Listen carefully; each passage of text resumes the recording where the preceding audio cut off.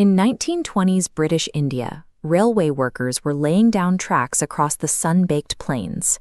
To stabilize the rails, they needed ballast, so they gathered thousands of uniform clay bricks found buried in the dirt nearby, unaware of what they were crushing under the wheels of their steam trains. These were the building blocks of an urban society 4,500 years old. When archaeologists finally arrived, they realized the crew had been tearing through the remnants of the Harappan civilization. This empire covered a territorial footprint larger than Mesopotamia and was already thriving when the first stones were being laid for the pyramids of Egypt. A population of 5 million people, lost to history for millennia, had been mistaken for convenient construction debris. Look at the Great Pyramids of Giza. When we excavate ancient mega-societies, we expect to find structures like these, massive monuments built on the backs of thousands, dedicated entirely to a ruling elite. Or we see something like this Mesopotamian ziggurat. These are grand temples designed to demonstrate the absolute power of a ruling class or a priesthood. But the Harappan excavation revealed a different reality.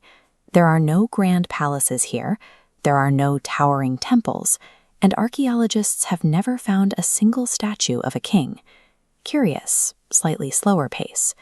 We are looking at a perfectly organized, sprawling urban network built without pharaohs, emperors, or a centralized military to force people into line. Thousands of years before the layout of Manhattan was drafted, Harappan engineers were building on a grid. Their streets intersected at strict 90-degree angles, creating a predictable, efficient urban flow.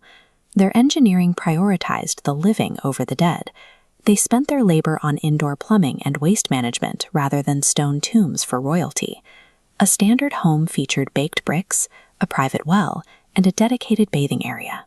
To keep the noise and dust out, house windows faced inward toward a private courtyard, keeping the public street separate from private life. This is the Great Bath.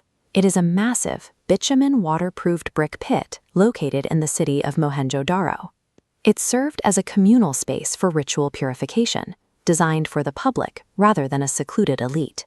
These covered stone channels serviced the entire city. They were a sophisticated sewer system designed to prevent the spread of filth, a level of urban hygiene that many modern cities still struggle to match. Their engineering capacity was used to provide for the health and utility of the average citizen. These characters from the Indus script remain undeciphered. Because we cannot read them, we don't know the names of their leaders, their laws, or their gods. Yet we know they were highly organized because of these stone weights. Found across the entire civilization, these objects adhere to a uniform system of measurement. They maintained this exact standard across a trade network stretching 3,000 kilometers. This precision allowed a merchant at one end of the empire to trust a scale used hundreds of miles away. Because housing sizes remained relatively uniform and everyone had access to high-quality sanitation, this is often cited as the world's first egalitarian society. Order was maintained through shared economic utility and equality rather than the threat of military violence. Harappan society expanded through trade rather than conquest. They were the ancient world's first international merchants. They exported jewelry, timber, and the world's first woven cotton cloth, trading as far away as Mesopotamia. This bronze statue, known as the Dancing Girl, reflects a culture that valued artistic expression. Excavations also turned up gaming stones resembling chess pieces and seals depicting figures in meditative poses, the earliest physical echoes of practices like yoga. They spread their influence through commerce and culture, building a regional presence through art and trade rather than war. Around 2000 BCE, these cities began to empty out.